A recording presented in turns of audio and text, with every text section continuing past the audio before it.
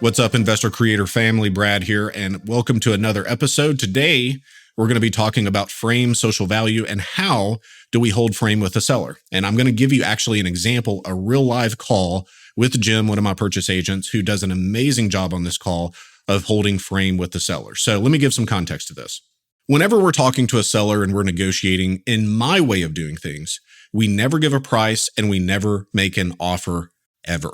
We never make an offer. The reason that I don't like offers, there's three main reasons why offers hurt your business. So number one, an offer is a commodity to shop. There have been many houses where I went in and because I never made an offer, there were 3 or 4 offers already, but because I never made an offer, I walked out with a contract. An offer is a commodity to shop. And so if you've been in the business for any amount of time, then you've been in a situation where you leave an offer with someone, they want to think about it, you go back a few days later and they sold for $1,000 more. And that can be really frustrating. But what happened? Well, they're shopping you. They're trying to drive up the price. They're basically like an auctioneer trying to get other investors in. Hey, this guy said he'd pay $115. What are you going to pay? So they're putting a floor on the price. But if we never make an offer, they can't shop us. We never give a price or make an offer ever. Okay, so that's number one. An offer is a commodity to shop. Number two, oftentimes the seller's value that they're willing to take is lower than what you're willing to pay. So this creates what we call a type 2 error. So a type 2 error is an unrealized loss. So whenever you're in a situation where you would pay $250,000, but they would take $200,000 and you offer $250,000, you just lost $50,000, but you don't know it. Okay. If you never make an offer and you have a way of whittling down the price without ever saying a number, then you're going to get the best possible price.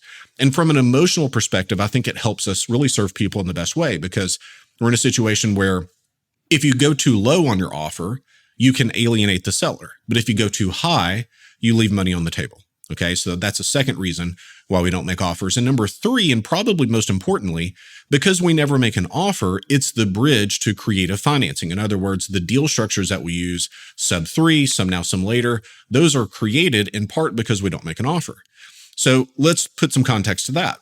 If I tell a seller, hey, I'll pay you $250,000, and they jump up and shout, I'll take it, then it's very difficult for me to say, well, let me tell you how. I'm going to do $200,000 sub 2, $25,000 at closing and pay you $400 per month on the other $40,000, rather on the other $25,000.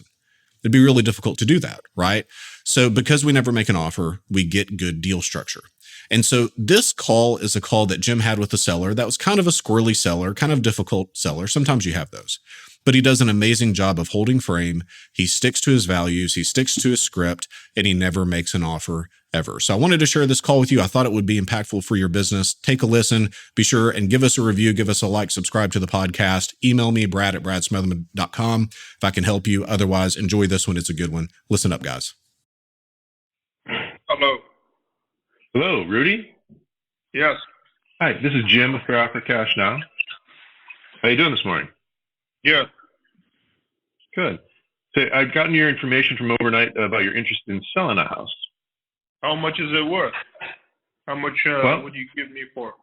If you have a moment, Rudy, can you just tell me a little bit more about the house and kind of what you have going on with it? It's in a very good condition. Nothing going on with it. Nothing going on with it? No. So are there any repairs or updates you think the house may need that a buyer might want? Or an appraiser may require? It does not need any repair or anything, or remodeling.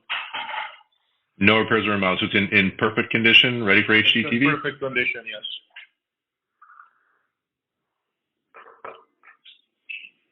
All right.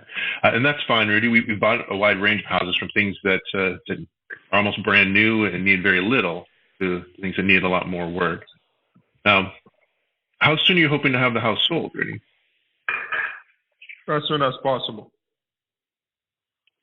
And I hear ASAP a lot, and some people mean like 30 or 60 days by that, or what's your best timeline? 15 days, 10 days. 10 to 15 days. Is something happening in 10 to 15 days that you need to have it closed by? No, nothing. I just want to sell it. If I could get a good offer, then I could sell it and buy another one. Gotcha. So you want to sell and buy another one. Are you residing in the house, Rudy, or is this an investment? Yes, I am residing in the house. Okay, so you're looking to move somewhere else. Do you already have your eye on some other properties you want to move to?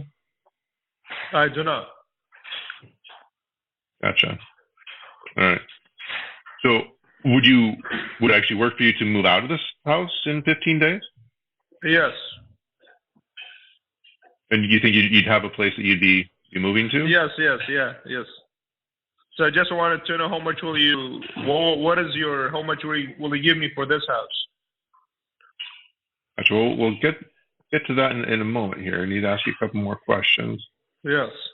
So if you're looking to close in about 15 days, that would be about the 8th of March would be a Friday. If I could close on that day, would that work for you? Yes. And is there a mortgage we need to take care of when we buy the house, or is it free and clear? There is mortgage. There is no mortgage. It's paid in full. So. Gotcha. No. All right, well, Rudy, let me just tell you a bit about what we do. I buy property just like this all the time. And when I buy the property, I pay for all the closing costs. Termite inspection, roof certification, dock fees, and the list goes on and on. And when I buy the house, I buy it in as-is condition, and that means two things. First, there are no warranties that you give me on the property. And second, if there are any repairs, I can take care of those. I can pay cash when I buy it, so there's no risk of a bank saying no. And I can close on the date of your choice.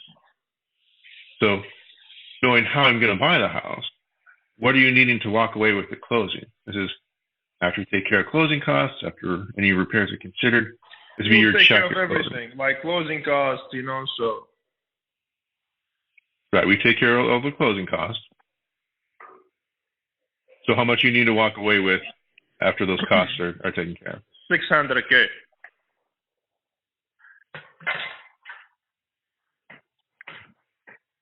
$600,000. Now, Rudy, like I said, we would be taking care of all those costs. Is $600 the least you would take at closing? Yes. I wouldn't sell it for less than that. It's not even worth it. You just stay put if you can't get 600? What is that? You just stay put and not move if you can't get 600? I would not move, no. Gotcha. I'm not going to sell the house for less than that. All right. Well, Rudy, I'm sure you can understand that we need to make some kind of gain.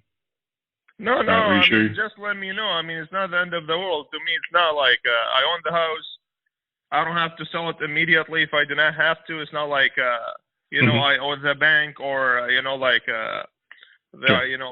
so I don't have any issues. I could stay in the house for the next 20 years, so.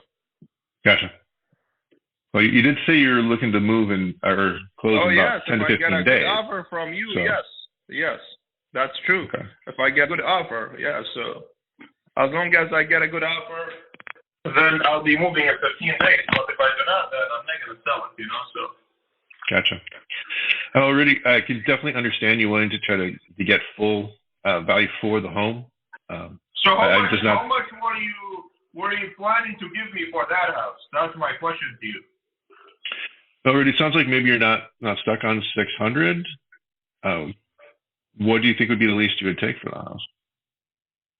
No, you tell me. How much were you planning to give me for that house? That's my question to you. Well, Rudy, based on just what I've seen so far, I don't think we'd be able to come anywhere close to 600. And I really just don't want to shoot you some offer.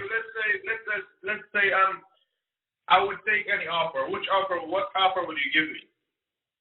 But really, we really just try to work with people to get them what they need for the house. And if that works for us, then great. If not, then we can wish them well so that they can find the buyer that will give them what they need. So how much are you needing for the house? I'm pretty sure you did look up the house online on one of those websites, and you see how much it's valued at. So how much would you give me for that house? If I didn't tell you anything about it, if you just buy it as is, so. But if you didn't tell me anything, I'd have no idea. No, I'm telling you, how much do you think it's worth? How much do you want to give me for the house? Well, between us, you're asking for 600, and that is well beyond what I think that we could potentially pay, and we need to make some kind of gain here. What can you potentially pay for it? What is the highest price you can pay for it? No, I just need to know. So like it has to make sense to me, so. Mm-hmm. Well, what number would make sense to you? 595. All right, that's not. You're not coming down how much. It's well beyond what I think we could pay. We would wind up losing money. I definitely understand you looking to. Somebody gave me a call and told me 290. Mm-hmm. I would never sell it for this much. This is like selling the house for half of its cost, so which does not make no sense, So I'm not gonna sell a house and lose $300,000 on a house, So. Right.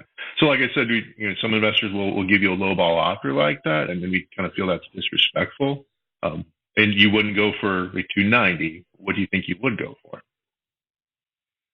I have no idea. You tell me. Like, what were you planning to give me when you gave me a call? So. Well, I really don't have a specific number in mind. No, really. Because as I'm telling you, like, it's in a very good condition. It does not require no repair at all. I mean, there is no liens. There is nothing on it. I own it in full. So it's in a good neighborhood. It really looks to me like you're looking for full retail value, if not above. So we wouldn't be able to come anywhere close to the 600. Okay. But I appreciate the time and the chance to have a conversation with you about it. If you decide let's assume. Okay, so how much do you want to get it for? That's my question to you. Just give me the number. I mean, I don't have to. I mean, I'm not gonna say no, but what were you planning to give me? This is what I need to know. Rudy, I can understand you wanting to get as much as you can, but from our perspective, at the number we would lose money. No. I mean, of course, like I just need to know a number, like something that makes sense. So I'm not asking you. I mean, I'm not gonna make the deal for sure, but. What were you planning, so? Well, really, look, my partner is an investor. If I go tell him that you want us to make an offer, he's going to tell me to start at $5 and we'll go up from there. How much? $5. Do you really want me to come back with a really low offer just so you can tell me what you really want? Maybe we can just bypass that. No. Tell me what you need. When you give me the call, the whole point, if you give me a call that you have an offer in mind that you want to give me, you're not going to just call me to ask me about the house, so I'm pretty sure you had something planned out. But when I say 600, you are probably, wow, that, I mean, this is not even near what I was going to tell him. That's why you don't want to give me the number, apparently. I mean, just to be clear, I just want to know. I mean, it's not the end of the day, Like I said, I don't think we're anywhere close. Okay, so no worries. At the moment,